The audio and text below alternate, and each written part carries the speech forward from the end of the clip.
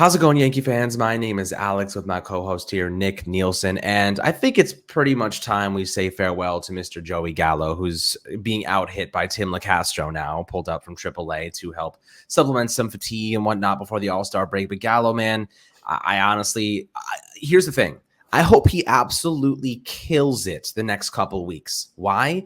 Because we can leverage that momentum, that little bit of spark to another team to get ourselves a nice little bullpen arm, maybe. That's how I see. That's where I see the most value from Joey Gallo right now. I hope he has 10 homers over the next 3 weeks, 2 weeks before the trade deadline, and we can get him, of course, the All-Star break, we have 4 days off right now until they play Houston, and then hopefully he can have some really good production, and the Yankees can flip him for a decent player.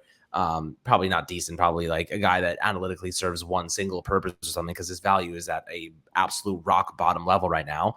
But Nick, when you're looking at Joey Gallo, what's the probability in your opinion that he ends up being traded or, whatever happens to him at the deadline this year?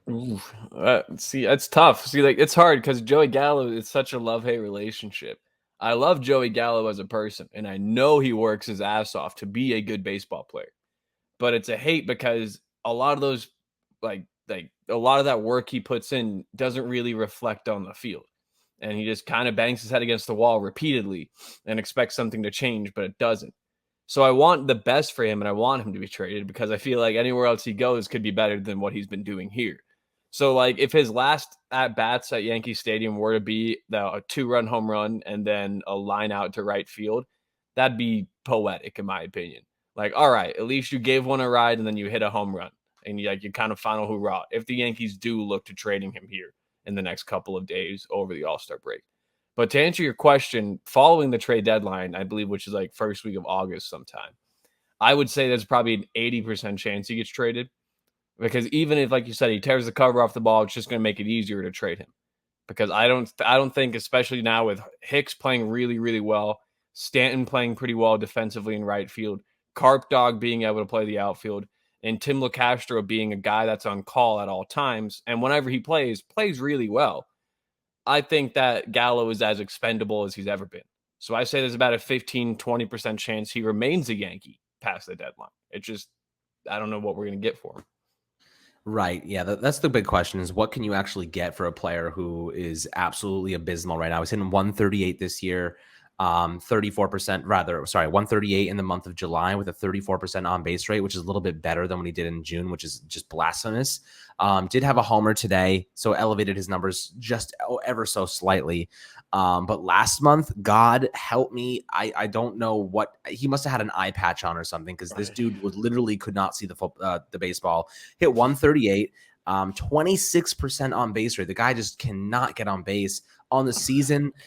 He's hitting 161 with about a 28.6% on base rate, 10 homers and 21 RBIs. There's no excuse that Carpenter has more homers than this guy and about a third the amount of at-bats. And you look at his hard hit percentages, right? 48% hard hit rate, 17.6% barrel rate. When he makes contact, it's not bad contact. The problem is he has insane whiff rates on like every single pitch. Fastballs, 36% whiff rate. Breaking balls, 47% whiff rate. And off-speed pitches, 44% whiff rate. The guy is striking out at an obscene level. He struck out 50% of his at-bats in June.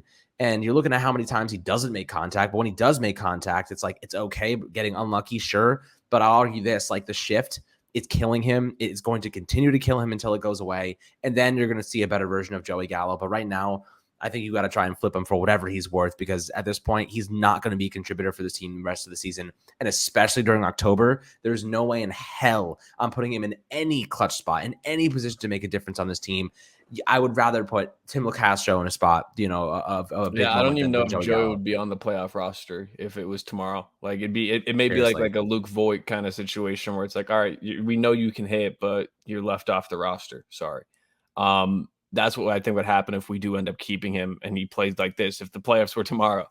But it's so crazy because we've been talking about it for weeks, for like at this point, weeks now. Like, how long does Joey Gallo have left in pinstripes? And now it's kind of approaching the moment. And I'm a little bit melancholic because it's like when the Yankees got Joey Gallo, I was one of the many people that were like, this is a great move. Like, Joey Gallo has the potential to be that massive slugger that he's always profiled as. And the Yankees can maybe tap even more into that. But since he's joined the Yankees, he's had a sub 700 OPS, a sub 85 OPS plus, a sub 85 WRC plus. Like everything he's doing in the Yankees has been really ugly. And it sucks because he's a good player. He's a good guy. A lot of teams, I guarantee you, will get a lot out of Joey Gallo wherever he goes. He just doesn't fit the Yankees. It sucks, but that's how it is. So at this point, they just got to move on. And that's why I'm like, I think there's an 80%, 85% chance he's gone. And I just don't know where to. San Diego, maybe he's put into a little package and like a Gallo, or sorry, like a Hap or like a Benintendi deal if the Yankees are still interested in an outfielder. Like, I don't know. There's all sorts of things you can do with Joey Gallo at this point. And it sucks that he hasn't worked out for the Yankees because, again, he profiled as the guy that should. Lefty, short porch, pulls 90% of things. And it just didn't work. Like, even Chris Carter had as impactful, or in terms of, granted, Chris Carter only played like half a season, but his numbers are basically like very similar to Joey Gallo's. And it's like, oof, when you're Yankee tenure is compared to Chris Carter's, that's tough. That's facts. And like you said, there's a lot of things the Yankees can do with Joey Gallo, and none of them include giving him another at bat, unfortunately. And when it comes to some of his other numbers, like we always look at the fly ball rate and then his home run to fly ball ratio. And that's one that really surprises me, right? Because like his fly ball rate this year is pretty solid at 50.8%, which should indicate more homers for him. And last year he had a 27% home run to fly ball ratio. So that means 27% of his 50.7% fly balls last year ended up being homers. This year, that number's dropped to 16.7%. So more than a 10% decrease in homers. So that's a huge number. It's just absolutely abysmal. From his perspective. And I think, like you said, you thought he was going to be a great player. I think a lot of people thought he was going to be a productive player here. No one assumed that this was going to be the case, right? He served a specific purpose. We thought the numbers would be consistent with what his career has shown, but ultimately the psychological nature of being a Yankee is just too much for Joey Gallo. And like you said, he's a great guy. Yeah, he works really hard, but people have faith in him. He works his tail off trying to be a better player. And ultimately, I just think the booze, the consistent cold streaks, the intensity of being in Yankee Stadium, he needs to be on a team that's not that good. He needs to be on a team where he's one of the best players and he'll shine. Right now, he's one of the worst players on the best team in baseball, and I just don't think that's good for his psyche. And it's shown because he looks miserable after every strikeout. He looks out. His head is hanging. It's just tough to see, man. And like at the end of the day, when you have a player like this who's just so down in the dumps, there's nothing you can do to change that unless he goes on a ridiculous hot streak. But that just isn't going to happen at this point in time, in my opinion. I think like we've seen enough to justify trading him or at least doing something with him. Yeah. But here's my question for you. How do you supplement him once he's gone? If the Yankees don't go and get a big time outfielder like Ian Happ or a Reynolds or a Benintendi, who do you want to be the first one to get those reps? Like Castro, Carpenter, even getting some outfield time? Like, what are your thoughts on that? I mean, it's crazy because I think so. If the postseason was tomorrow, and so, let's say tomorrow is the postseason and not the All-Star break, my starting outfield would be from left to right. It'd be Hicks, Judge, Stanton, and then DH Carpenter. Second base, Glaber. Third base, DJ. Josh Johnson would be my bat off the bench, and then I'd have Tim LeCastro as my fourth outfielder. That, to answer your question, Tim LeCastro, in my opinion, should take Joey Gallo's spot. He has done nothing but do what the Yankees want of him. Literally came over as a left fielder, played center field, played right field today. He's doing everything they want, played infield for a bit with the Diamondbacks, so he can do that if need be. And when he comes up, he hits. Like Tim LeCastro today went 3 for 3 with 2 stolen bases and a home run. Like, that's the other thing. When he gets on first base, he's so good on the base pads that it's almost guaranteed he takes second. So he offers things that no one else on the Yankees does. And that's why I love Tyler Wade, because of his speed and his aggressiveness on the base pads and the fact he can play 5 positions. Tim LeCastro is basically just a better Tyler Wade, except he doesn't play the infield that much anymore. And he's not a lefty bat. I wouldn't actually, yeah. But I love Tim LeCastro for it because of the fact that you're not asking him to be a starting outfielder. Joey Gallo at this point is getting very little reps on average. Like, he only played in today's game because the Yankees were up 11. But Tim LeCastro could also be a really good guy to use in late innings. I mean, we have seen so many times now games go into extras and Yankees bring on Joey Gallo or Marwin Gonzalez as a pinch runner. Imagine if you could bring on Tim LeCastro instead. Like, I don't think the Yankees need to as desperately go get a corner outfielder now. However, it's depth, and that's the biggest thing. Aaron Hicks, the ball was like 2 or 3 centimeters higher or whatever, and let's say it hit his shin directly, that could have been way worse than it was. So you never know when something like that could happen. So I do think the Yankees should still get an outfielder, even if it's like a Cole Calhoun or like a David Peralta, where they give up like mid prospect, or like a Michael A. Taylor, where they give up really it's like kind of mid prospects. I'm fine with that. The only outfielder I think the Yankees should be thinking about getting right now is Juan Soto. I think all attention should still be on starting pitching. I know Cole shoved again today, and Taillon had a great 6-inning start yesterday, but I still want to see Luis Castillo in pinstripes. We still need pitching help, especially with Severino going on the IL. Yeah, I mean, look, Juan Soto is a whole different beast. I'll tell you that right now. But it would take a lot to get him. Now, there's a really great debate to be had, and I know you guys already had it. I'll give my perspective on that later this week as kind of things settle down, ramp up, whatever it may be. Yeah, I was gonna say you never know. They may offer him $500 million as their because apparently the Nats are going to offer him a final offer over All-Star Week, whatever here. And if he says no to that, they're going to try to trade him. So maybe they offer him $500 million and Soto still says no. Then that means that the Nats are probably going to look to move him now or in the offseason. Like at that point, you want to capitalize on the dude's value as much as you can. But yeah, sorry, continue with what you're saying. It's the craziest situation in baseball to me. Like arguably in baseball history. Like this is one of the greatest players in baseball, and he's not going to take $500 million potentially.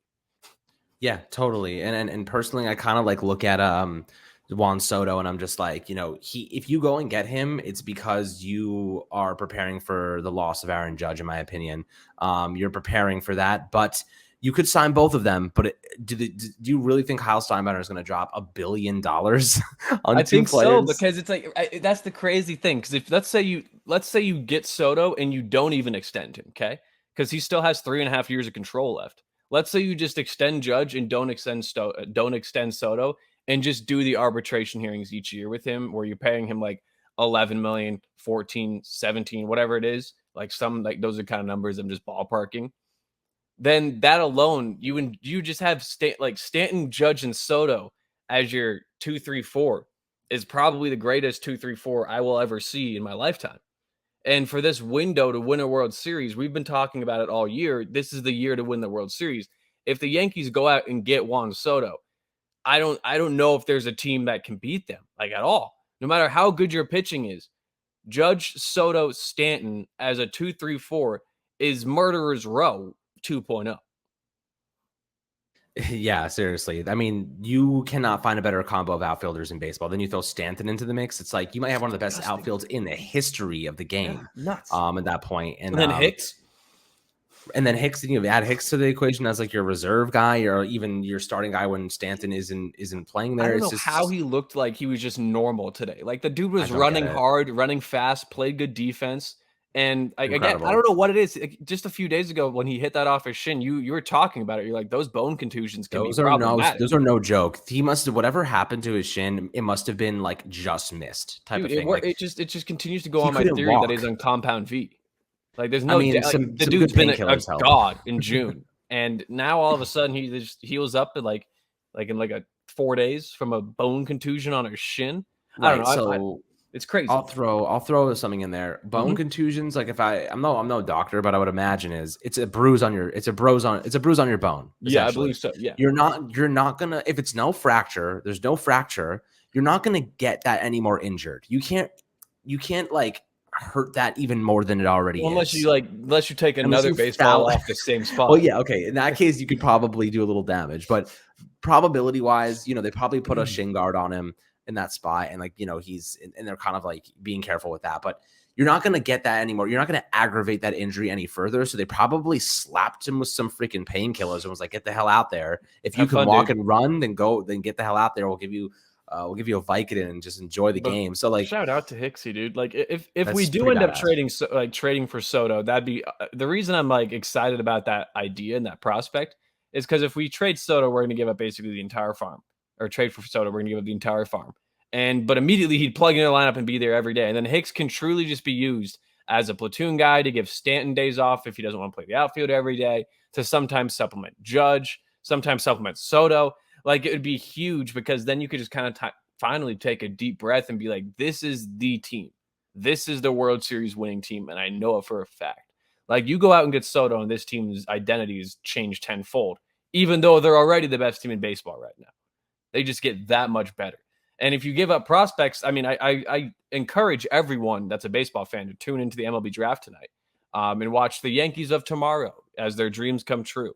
Yankees have the 25th pick tonight in the draft. Who knows? They may be taking someone that will be a star in a couple years from now. I don't know. But I just think the Yankees, if Soto's there and they make a great offer and the Nationals say no, okay, you tried, But if Soto's there and they just like, we don't want to part with Volpe, then it's like, all right, guys, shut up. What is going on? Come on, So I don't know. Gallo, the point of this episode was to talk about Gallo, but it kind of transitioned into talking about Soto and other outfielders.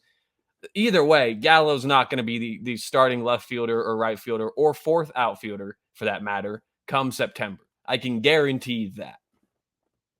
Yeah, no, I agree. I think Gallo's on his way out. It's just a matter of what he's worth and what team is going to take him on. Ticking time bomb. Yeah, he is, and the time is quickly running out, and it's unfortunate that it didn't work out. But I think we have to move on and make sure that we put ourselves in a spot to win games in October, and that's the most important priority for this squad right now, and what Cashman is doing. So hopefully it turns out to be a positive move, and they can figure out some good exchanges and trades to bolster this team and continue the World Series push, and hopefully break that 10-year drought over 10 years now. Would be very fun for us. 12, That's 13. For sure. We would enjoy it a lot, and I know you guys would too. So I hope you guys keep enjoying our Fireside Yankees content as always. If you do enjoy the videos, make sure to like and subscribe as always, and we'll catch you guys on the next episode.